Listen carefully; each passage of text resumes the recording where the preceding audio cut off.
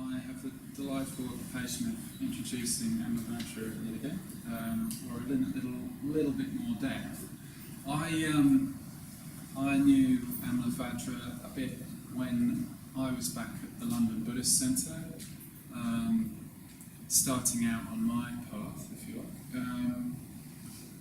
And I was living in Samagavasa community in just across from the London Buddhist Centre with Maitreya Bandhu and Paramabandhu and others who some of them you might have heard of, and Amalavajra amongst others. So it was a really wonderful community, and I heard about this guy who was coming to the centre, or they were talking about this guy who was coming to the centre who was this young stockbroker, came in his suit and fresh from Canary Wharf, and was really into the Dharma and stuff like that. And it was interesting hearing about these two worlds coming together. And I can remember Amalavajra coming for dinner with us and with Maitreya Bandhu, because Maitreya Bandhu is Amalavajra's preceptor. And yeah, I also went on a trip. I remember going on a trip with Amalavajra too at Bhadraloka, and getting a bit of a sense of him there. And really, that one of the things I noticed was this warm friendliness for starters, but also like a real dynamism, like a really dynamic person. Yeah, and I'm still seeing that now. I'm seeing that more in evidence and more in evidence. Since then, of course, Amalavajra got ordained, and then probably before that started working in Karunar Trust, so moved out of the stockbroking with this future of sort of making his millions, left that behind. Started a Karunar Trust, which is a charity which gives money to projects in India, and using his skills around that to really benefit people in India. And again, I remember you giving a talk at Buddhafield on why money is so good and not evil. There was a guy in the audience who was saying, "No, it's evil," and he was, and you went, "I know, it's great. It's really useful. It's really powerful." And one of my reasons for my thing of what if you've got no money was just to remember if you don't think about money in that positive way, then you've got to remember generosity. I'm sure the base of all of this is generosity, which helps things to flow. Then since then he's moved to Adhisthana and is working at Adhisthana and doing. Some of you would have seen the 90th birthday of Sangharashtra fundraiser, which raised it was raising 1,000 plus pounds a day to get to the target of £100,000. So really well done with that. And now he's doing a Future Dharma Trust, which is to raise money for the next sort of 50 years of Sri Ratna. So it's a man with a big vision, and we're going to hear a bit about how that starts, I guess, here. So here's Amalavajra.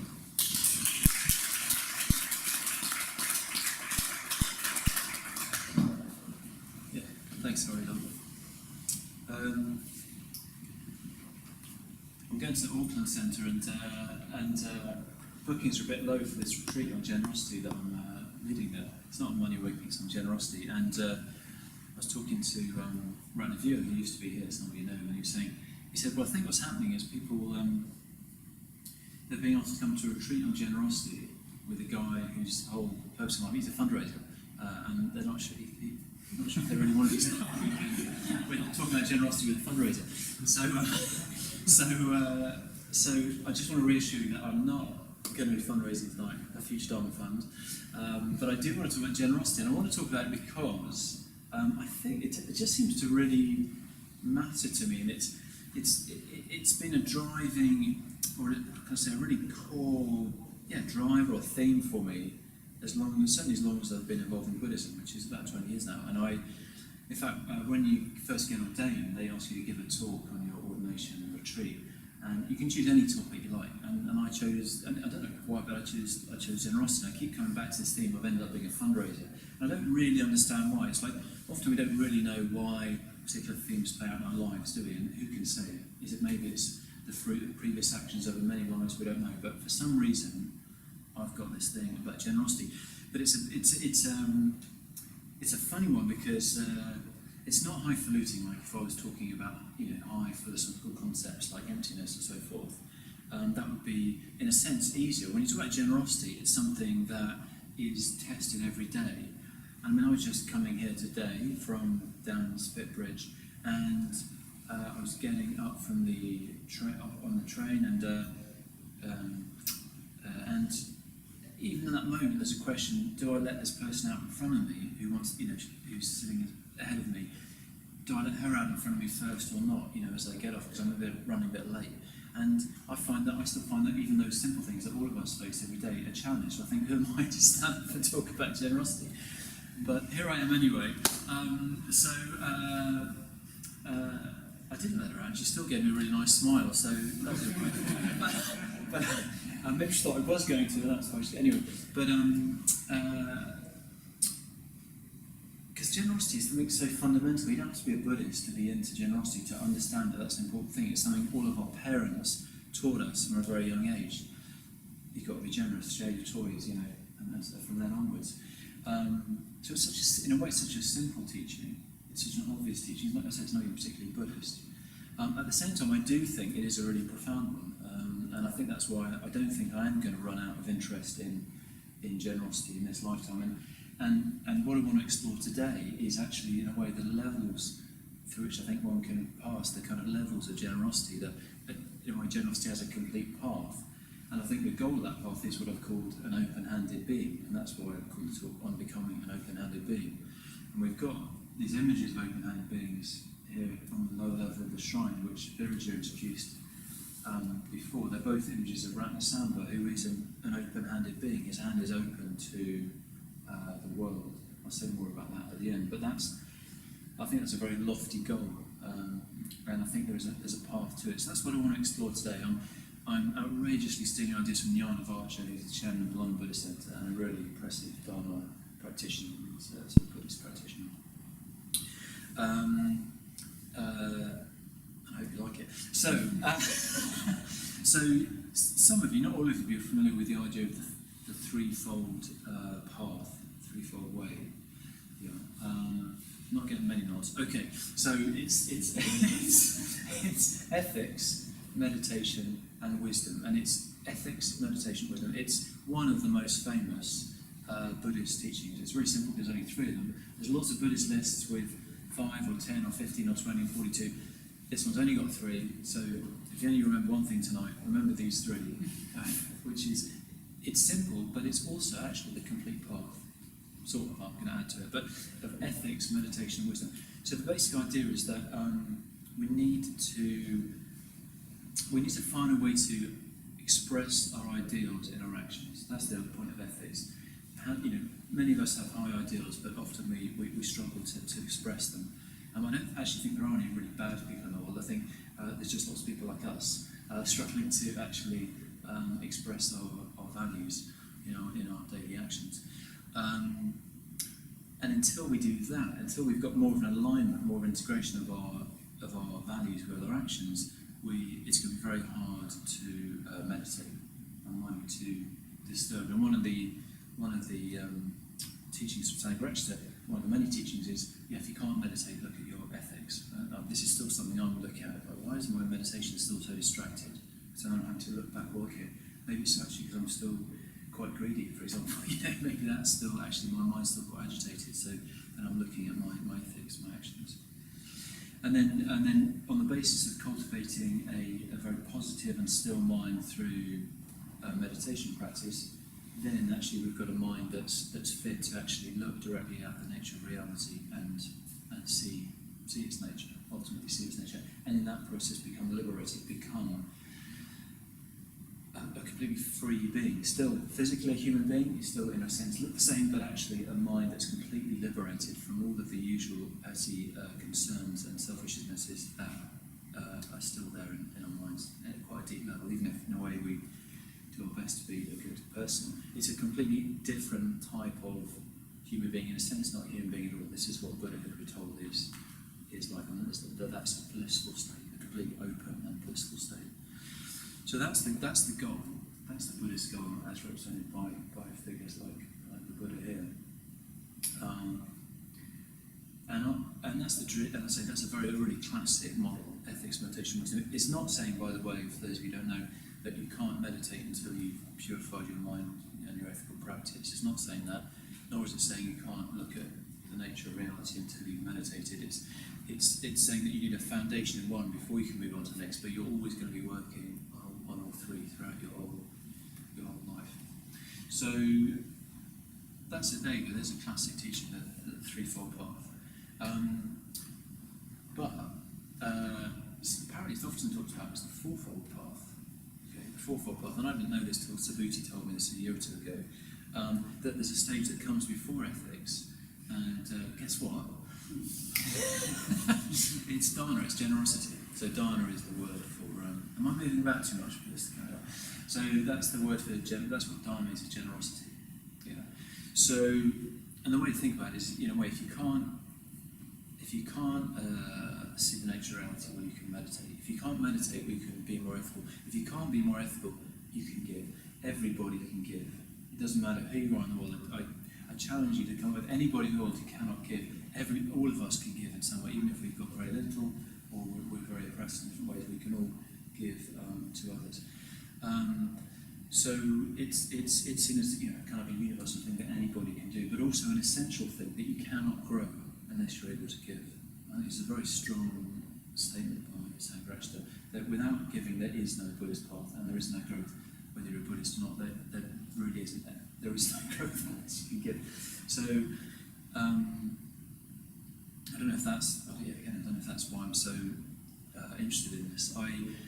On this Money Awakening retreat, we do this thing where you really try and connect in with your heart wish, what you most want in the world, what you most want to see in the world.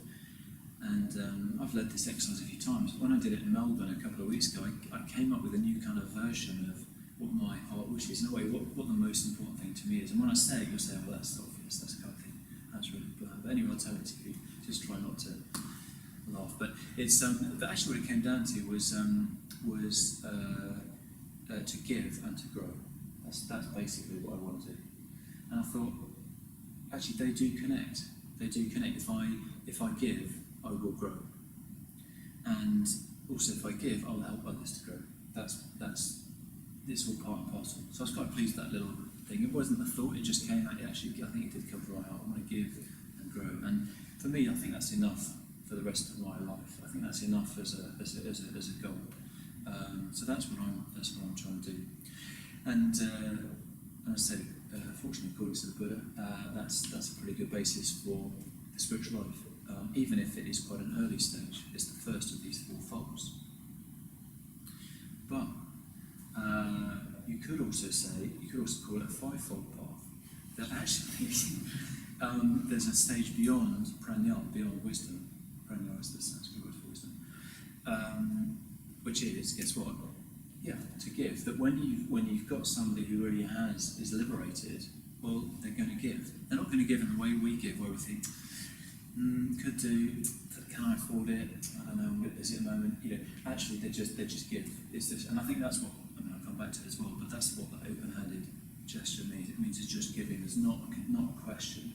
It's not a question of the usual yes/no debate that we inevitably have. Actually, they just give. So a Buddha just gives, and that's certainly what the Buddha did in his life.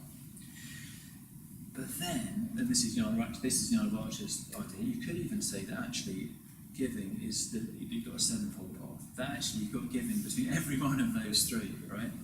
That giving is ever present there, and a really important check on this Dharma life, this Buddhist life, this spiritual life, that actually stops us from becoming actually rather, if in quite a refined way, rather maybe complacent ourselves, you could say. I mean, not in a gross way, but that's always a danger. The big danger of Buddhism is complacency. There are other dangers, perhaps in other faiths, but in Buddhism, you could say it's complacency. For example, that you can actually, through your ethical practice and through your meditative practice, you can become actually quite happy, quite calm, quite satisfied.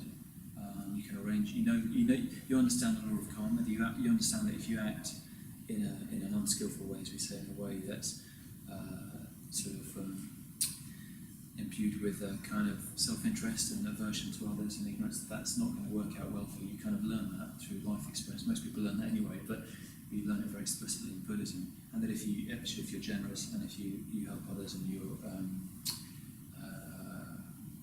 fairly content, that actually life will work better for you. So you can kind of learn how to make life work as a Buddhist, but actually come to a bit of a plateau, you could say. And that's where giving. I'm jumping ahead. That's where giving can become the thing that takes you on to the next stage. Sorry, what am I going to say now? Okay, so I'll try and be systematic. Okay, so we've got the first stage of giving, and by the way, by giving I don't mean.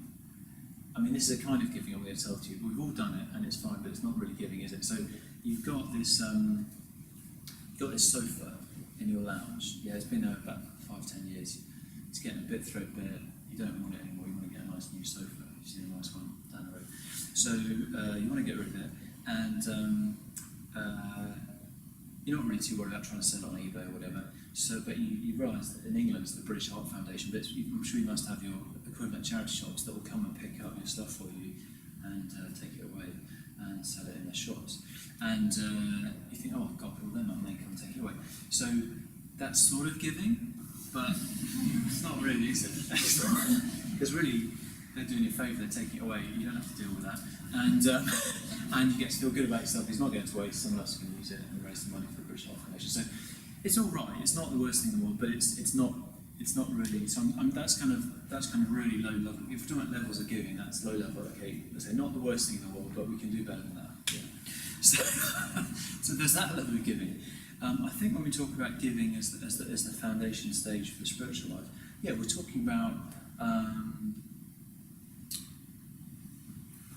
I suppose we're talking about going beyond ourselves. We're talking about imagining, just as we were just doing the metta bhavana, imagining into another person's life. Like, what do they need? What do they need? Which could be as simple as they need to buy a pass across the table, or it could be something, like a financial donation to an NGO. But it's like trying to think of what's the need in this situation, and how can I meet it? And I mean, actually, this helps us. Obviously, it helps the other person. We know that, but it actually helps us. I remember when I went on my 4-month ordination retreat, I was given some really good advice by a friend who gave me an awful lot when I was younger, and in those early years, coming out of investment banking. He said, "Look, if you're having a hard time, because it's not that easy in a way doing a 4-month retreat. If you're having a hard time, do something for someone else."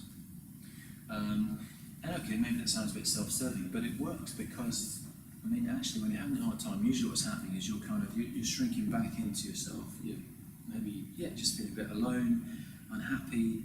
Oh God, I hate this. Whatever's going on, you're inside yourself. As soon as you think, oh right, I've got to remember Jarrah's advice. I've got to do something for someone else. Okay, what does Carolyn Mitchell need right now? I don't know, but he probably wants a cup of tea. Whatever it is, you come out, and immediately, of course, you're leaving that isolated self, which is totally mind-made, obviously. You're coming out of that, and you're saying, "Hey, for a cup of tea?" You go, "Yeah, that'll be lovely." And suddenly, we're in connection. Suddenly, I'm out of level me, and I'm in connection. So that was really good advice. Pass that on to you. You probably know it anyway. But in a way, it creates a basic connection. So I think at this fundamental level of giving, it's a chance to make a connection with others. And you know that if someone buys you a present for your birthday that's really got a lot of thought, that shows they've actually thought about you and what you need or what you're interested in, that's a really special present. You think it actually deepens your friendship because and it's hard to do, we know, but because it deepens because they can tell that you know them, you see them, you understand them, you like them, and you get what they're into and what they would like.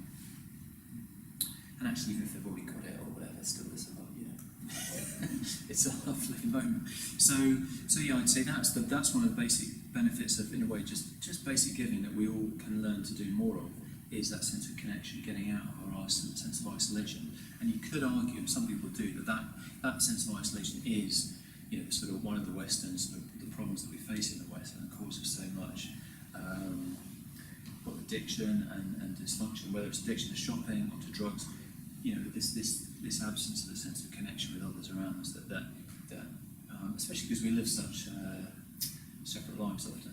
There's a boom in London, I'm sure there is here, in building studio and one-bedroom flats. They're going up left, right, centre, because that's how more and more people are living on their own. It means you can have your environment just how you like it, but it also means you can get quite lonely. So, where am I rambling off to now? Oh yeah, so about connection. So giving is a way of connecting.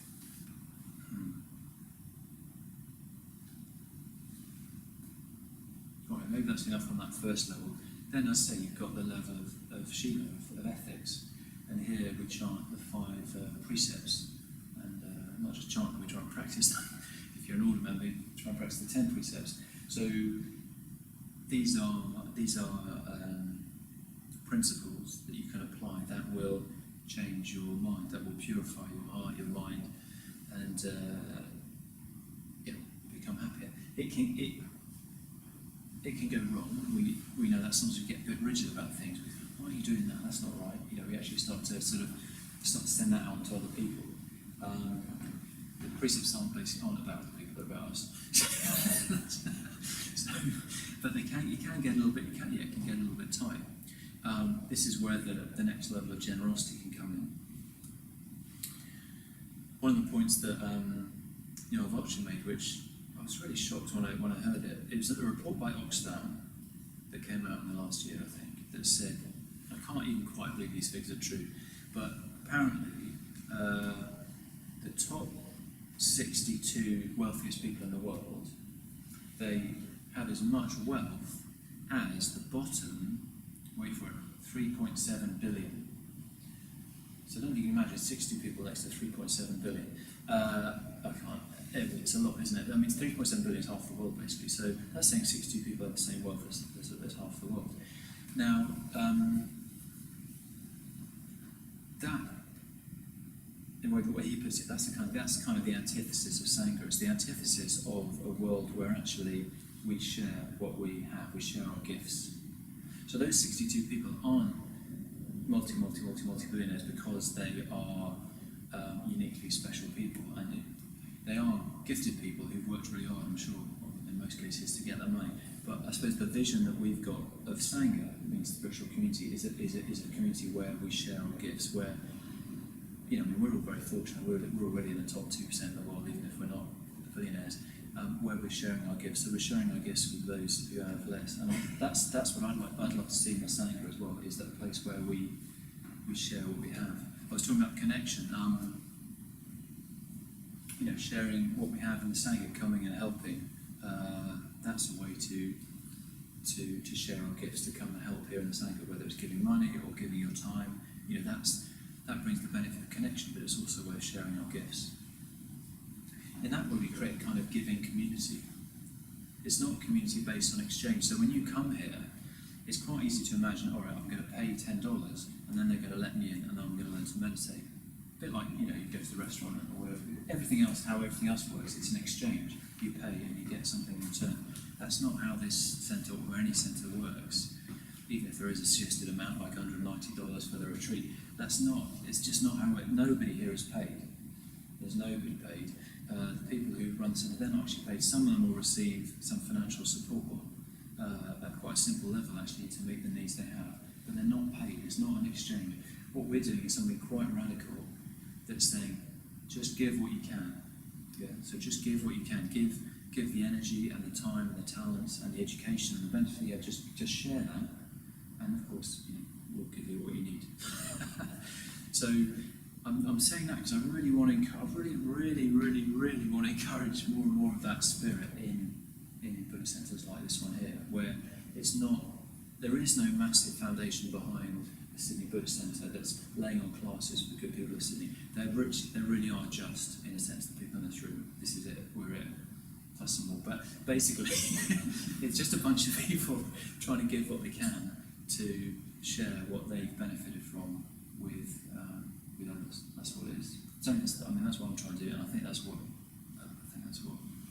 all of you are trying to do. Or certainly those of you who are sort of quite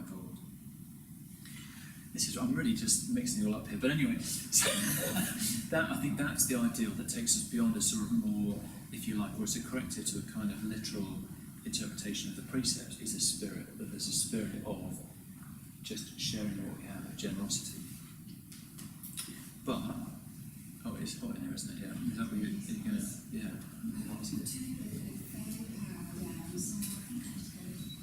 Turn it up. Good done.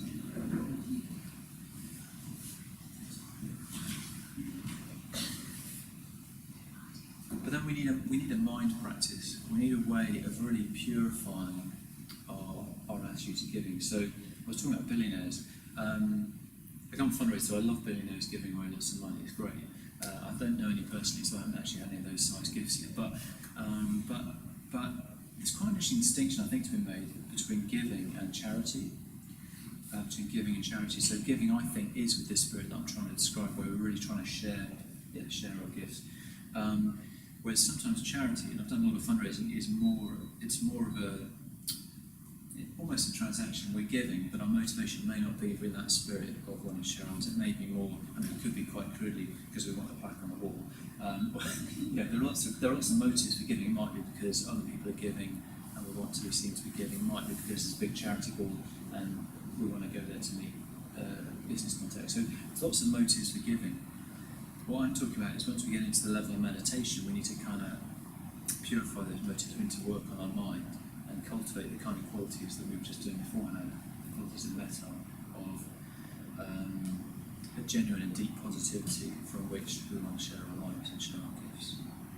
So I think that's where meditation comes in. But even that risks getting into that state of a certain kind of complacency where, we go on lots of retreats and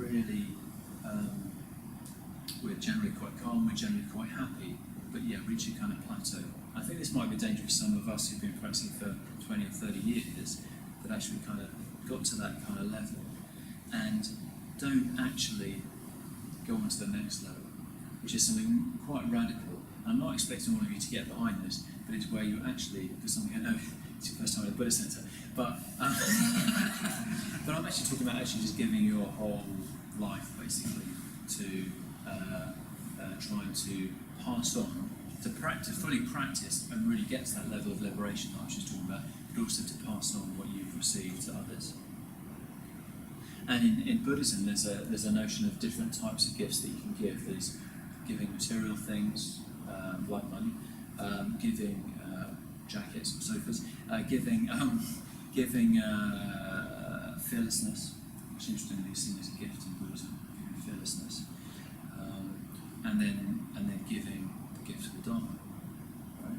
The gift of the Dharma. The Dharma is Buddhism. So I can't expect all of you to be totally behind us, but for those of us who've really seen our lives transformed by Buddhism, and I'm definitely count myself in that group, by the way. I mean, I was just on the road to ruin, I think. It's interesting. There's this a little aside. There's a book out called The Journey and the Guide by Maitreya Bandhu. Yeah, it's a fantastic book. I really recommend it. So a few of you are nodding, and I get a mention of him.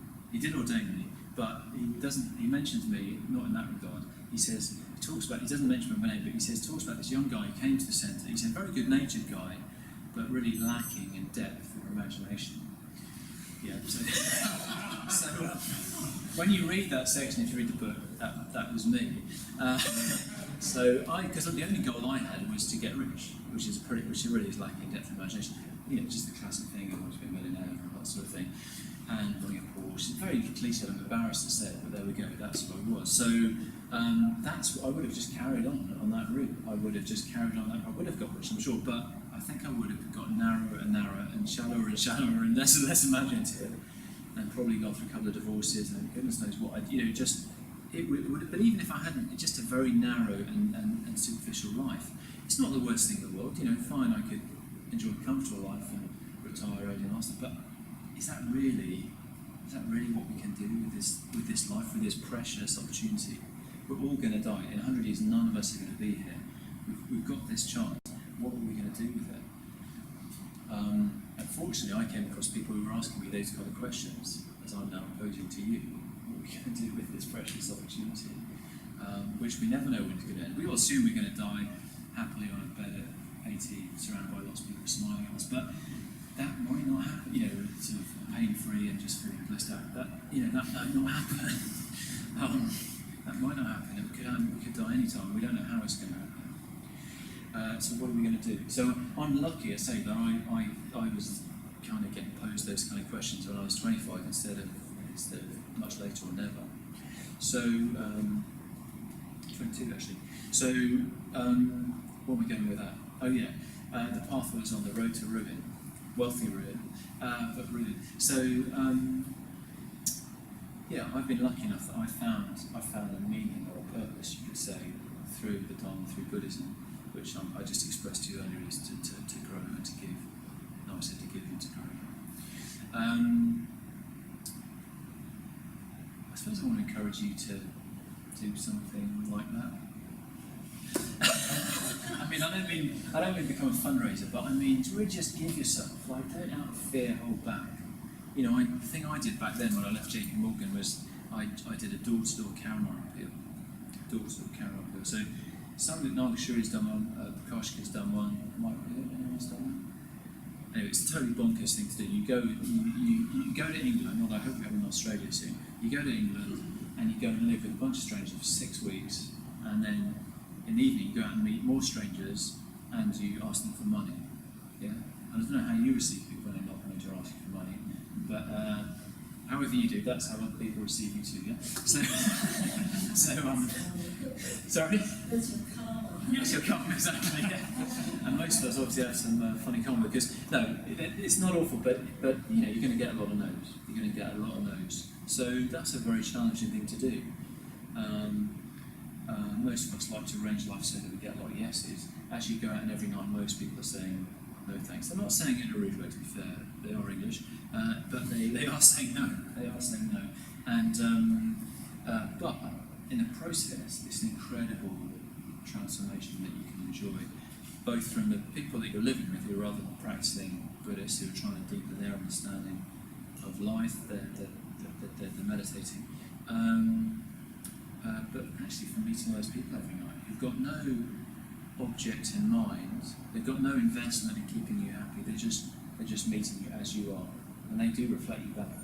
If you're in a good state, they'll be receptive. If you're in a grumpy state, they won't be. So it's a fantastic practice. Anyway, I did loads of these, but the very first one I did, within 2 weeks, I said that was it. I knew this is what I wanted to do. And they might ask why, but I loved it. I felt so alive. I felt connected to myself. I felt really vibrantly alive, aware of other people in a way I've never been before. Talking to strangers, and making connections in a way that I've never done before. And I think this is a big part of it. I wasn't doing it for me. I was doing it for people in India that I'd never met and probably never would. Well, as it turned out, I did, because I ended up staying with the camera for years. So that's the kind of thing I'm talking about.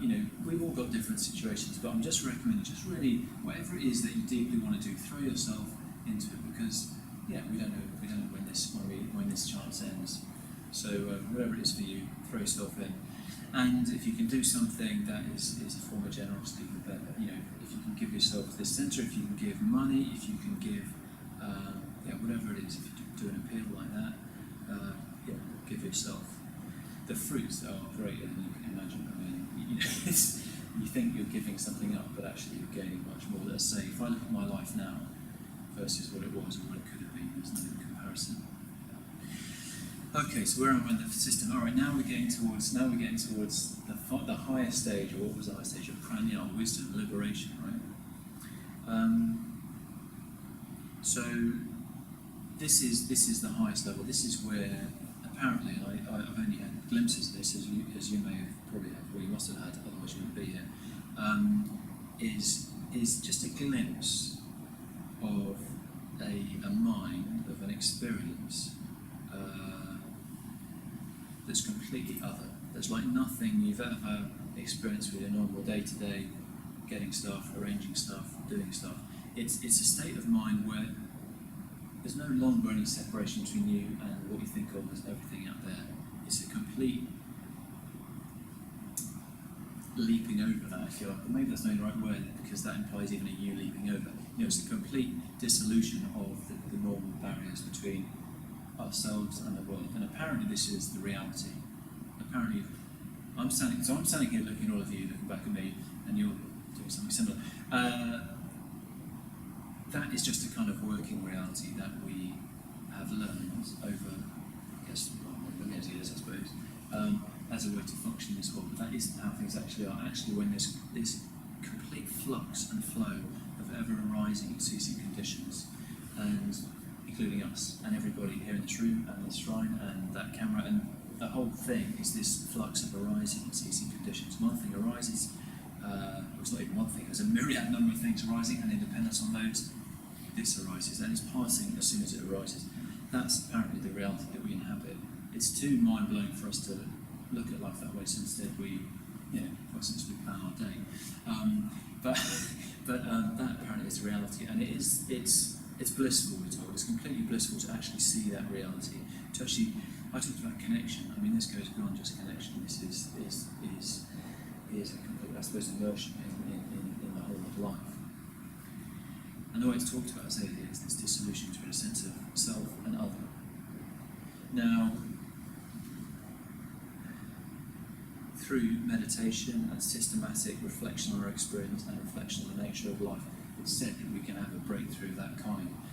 I want to argue that giving is a method for that kind of breakthrough. In that moment when somebody asks us for something, or when we see a need, and we have that tussle in our mind, yes, no, part of us saying, yeah, let's do it, let's do this, I'll give that guy some money, and then the no comes quite quickly in.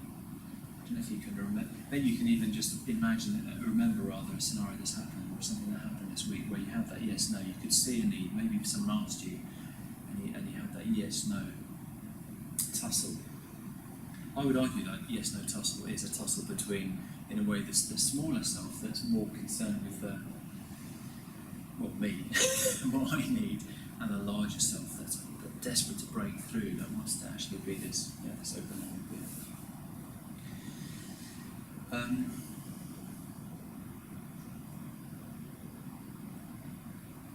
I think Sangharakshita has been a real example of this kind of open-ended being, someone for whom he really has given his whole life to creating, not just teaching the Dharma, which is important enough, not just teaching us these kind of methods like mindfulness breathing and metta bhavana, but actually has created a community that we're all sitting here in a room in Sydney in March, from people from all over the world, that we're all sitting here and trying to grow together. I think that's a kind of miracle, and it's happening all over the world. There are sanghas who call it like this all over the world, not just Churata ones, but he's created a movement, and he's done his whole life. He's now 90 and he's still doing it. I live at Adhisthana, which is this retreat centre in England, and he lives there too. And he still sees people every day. Visitors come from all over the world. He still sees people. He can't see them very long because he doesn't have much energy. But he's still writing. He's still corresponding with people. He's still trying to give to create this that we're enjoying.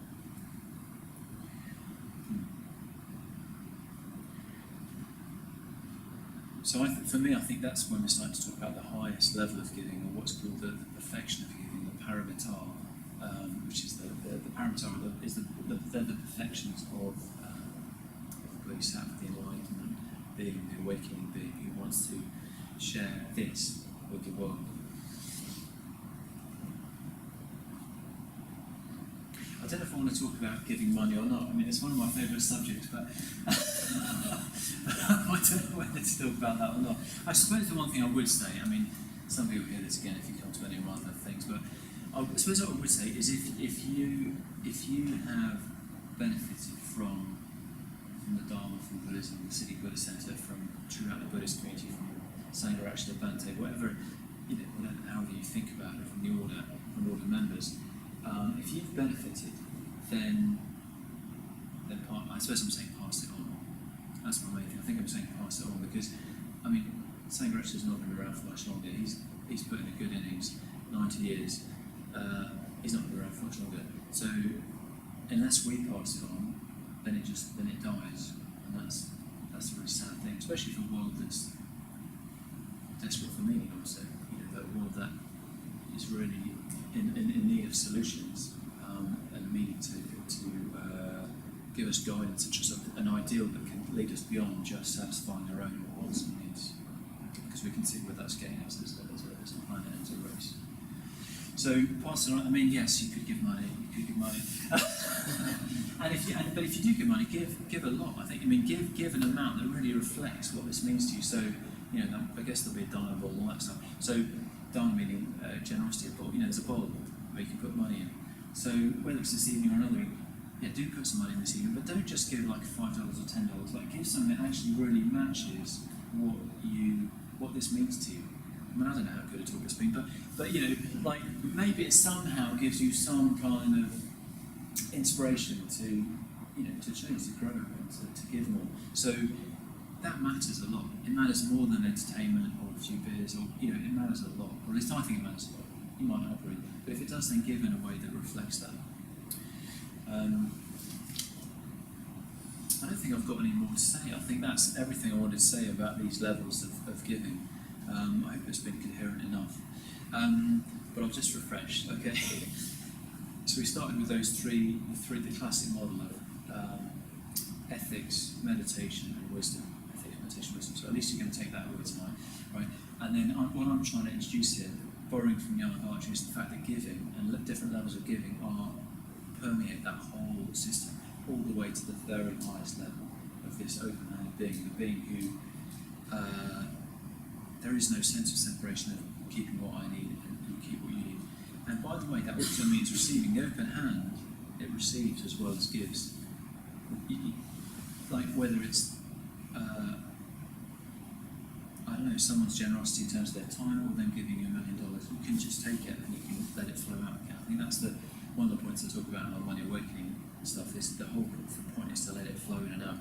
We don't need to think of it as a bad thing that we have to keep at a distance. We let it flow in and out. I think that's what the gesture of the open-handed being of the Ratnasambhava is saying. Life is flowing in and out. And in his other hand he holds Chintamani, the wish-fulfilling jewel. There's a jewel there, the wish-fulfilling jewel, the jewel will give us everything we most deeply want. Now I've shared with you rather coyly, in a coy fashion, what I most deeply want. And so my hope is that if I can carry on this path, that I will finally learn to give, and through that, hopefully grow and develop some imagination.